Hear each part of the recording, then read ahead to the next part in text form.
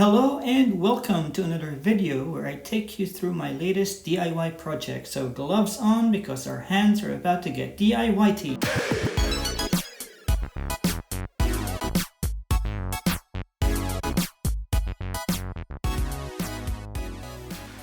Hello, I'm back.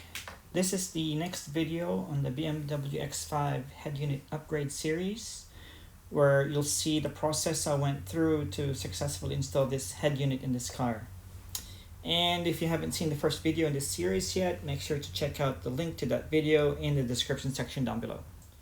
Okay, the first step in any head unit install that I do is I do a basic connection test. And this is just to make sure that the main head unit and the harness provided by the supplier are both operating as expected. So in this case, make sure the clamp is in the open position, slide the connector, and lock it in place. Then simply connect the other end of the wiring harness into the corresponding ISO input on the head unit. And since I have the car in accessory mode, you can see that the head unit is successfully booting up. You'll notice there are a couple of splash screens showing up right now. This is because it's the first time I'm booting up this device. During normal use, the head unit actually goes into a sleep mode after every use. So when you turn on the car, this head unit will boot directly into the home page much quicker than what you see now.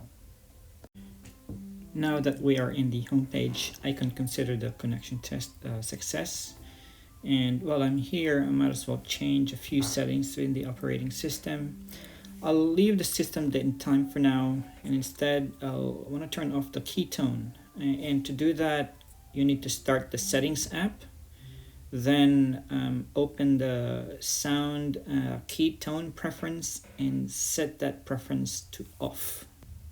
What I also notice is that most of these Android-based head units are tailored for the left-hand drive vehicles, because the dedicated buttons are situated on the left-hand side of the head unit.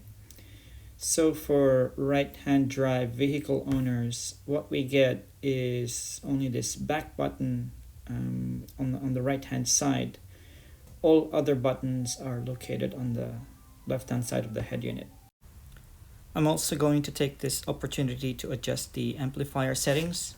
And to do that, just simply click the amplifier icon in the home page, then select your preferred setting using the left and right navigation buttons. I normally pick the rock setting. The next item I would like to test is the steering wheel control that comes in the package. Now by default, it's plugged into the barrel type wiring harness, as you can see here. Since this particular vehicle has the flat pin connector, I need to unplug it from this wiring harness and connect it to the other wiring harness that's already connected to the dashboard. If you do buy this CAN bus decoder from another supplier, you may need to connect either the key 1 or key 2 wires back to the harness. But in my case, since I bought it together, that's done for me already, so all I need to do is plug and play. So let's go ahead and turn on the accessory switch of the car and test if the head unit responds to the steering wheel control button. So pressing the volume up button seems to work, and so is volume down. Then you have the voice command button, which brings up the Bluetooth app. I think if you have an active call, you can probably press this button to answer the call. You also have the RT button to cycle through the various supported playback modes. Which brings us to the next stage of the connection test, and that is to test the radio signal strength feeding into the head unit. In other head units I've worked with, I've had to connect the blue antenna power wire to a 5-volt power line. However, in this case, it's pretty much straightforward. The radio connector supplied by the manufacturer looks like this. It has 2 FACRA connectors on one end, then a coaxial plug on the other. The FACRA plug on the right hand side seem to produce good gain. And now that both ends of the radio wire is connected, we can now do an auto scan of stations available in the area so we can finally test the up and down arrow in the steering wheel. So on the radio app, press the magnifying glass icon to start the station scan. Then as it finds a radio station with a good signal strength, the app will slowly fill all available memory presets until either there are no more stations or there are no more presets available. Now that the scan is complete, let's go ahead and test the up and down arrow buttons on the steering wheel. You can see that as I press the up arrow, the radio moves up to the next preset. Then when I press the down arrow, it moves to the previous preset.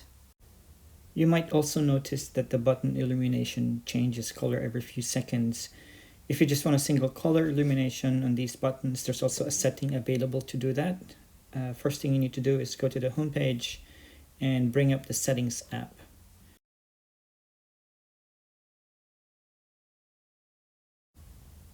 Once you are in the settings menu, scroll down until you find car. And once you are in the car, pick the element option.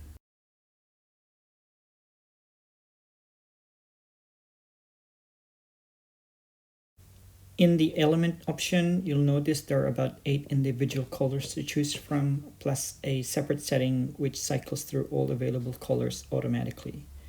There's also an RGB color slide to customize your own color if you don't like any of the 9 color presets. For this BMW model, I'd pick red as it matches the color of the lights in the instrument cluster. The last item I would like to show you is where to change the car logo that shows up while the device is booting up. Under Settings Car, scroll down until you find Factory Settings. Then you'll be prompted to enter a 3-digit code. Enter 126, then tap the OK button. In the Factory Settings page, tap the car logo tab across the top. There's an option here to import a custom picture, but in my case, I'll leave it with the current setting. Now that we're done with the connection test, I've unplugged the head unit for now because we're slowly moving into the tricky end of the installation process. And that is how to route the GPS, microphone, and camera cables from the center stack onto the dashboard area. Since the left-hand side of this car is already wired up with the reverse camera, I'm going to take advantage of that and route the GPS wires onto the same side of the dash.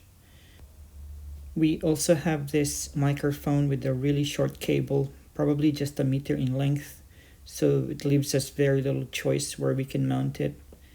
My preference was to mount this next to the rear view mirror overhead if I have a longer wire, but for this install, I'm happy to just place this microphone to the left of the steering wheel column like this.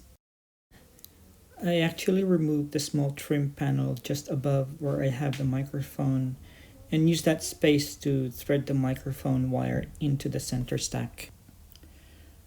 I also find that if you remove the AC controls like this, just push from the inside and it pops out. It gives you more access to the center dash area, making it a bit easier to thread the wires through.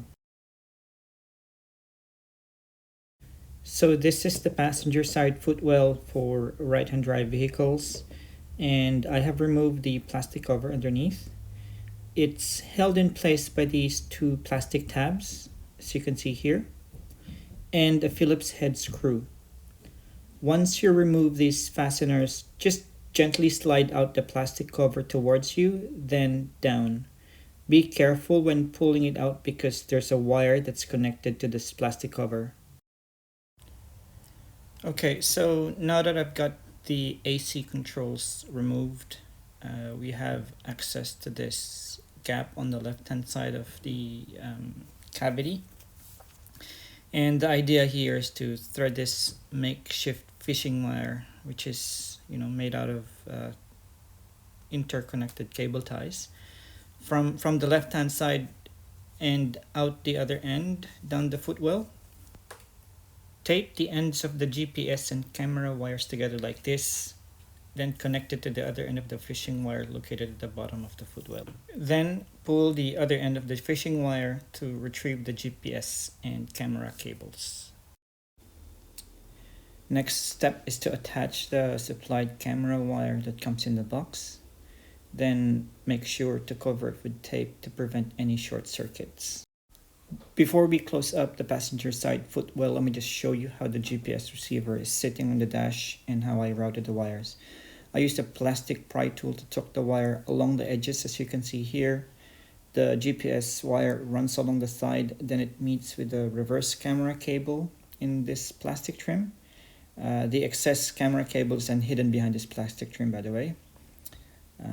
The wires from the camera and the GPS then runs along the bottom of the glove box, then onto the side of the center dash where I fished it, as you've seen earlier.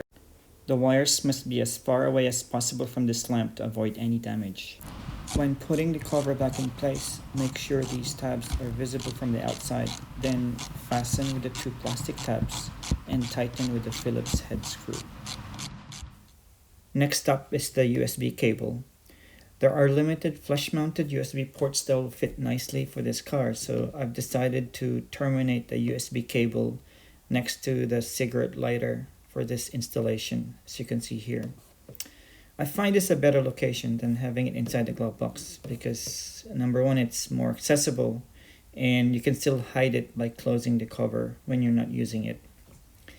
And since I have a wireless Apple CarPlay USB dongle with this car, you don't have to connect the phone to the USB port unless you need to recharge it. I'm using the same fishing wire here, and it's the same concept. Tape the connector end of the USB cable into one end of the fishing wire, then pull it out from the other end. We're almost done with the wiring here, and what I'm doing right now is making these wires look as neat and tidy as possible. And to do that, I'm covering any loose wire inside the center dash with this plastic mesh wire cover. I got these in two sizes, a small one for the USB cable, which I think is a 9mm, and a bigger one for the main wiring harness, which I think is a 15mm diameter. Then lastly, make sure to fasten each ends of the mesh with a cable tie so it doesn't fall off. Then plug all the connectors back into the head unit. I haven't fastened the other plastic mesh wire with a cable tie yet at this point. What I'm doing here is, as the wires are all plugged in, I'm gonna pull the GPS wire out of the mesh so it's a bit longer than the others to make the wire mesh sit better behind the head unit. Once I'm satisfied with the position of the wires, I can now attach a cable tie to secure the plastic wire mesh in place. You might have noticed there is a black tape covering the top back section of this head unit. This is because in order to fit it in the center dash, the manufacturer required that you saw off the top section of the center dash frame so it clears the top portion of the head unit. Since I don't have a Dremel tool or some sort of an electric saw, I came up with this idea to unscrew the main body of the head unit and lower it down. It achieved the same outcome, but just a disclaimer that I'm not liable to any damage caused to your head unit if you choose to follow this approach.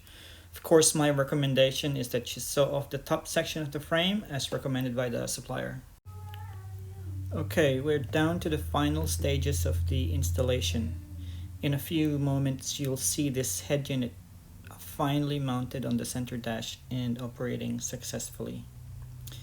There's one last item I'd like to point out, and that is the mounting bracket that you see here. Since I didn't saw off the frame, I also had to figure out another way how to securely fasten the bracket into the frame.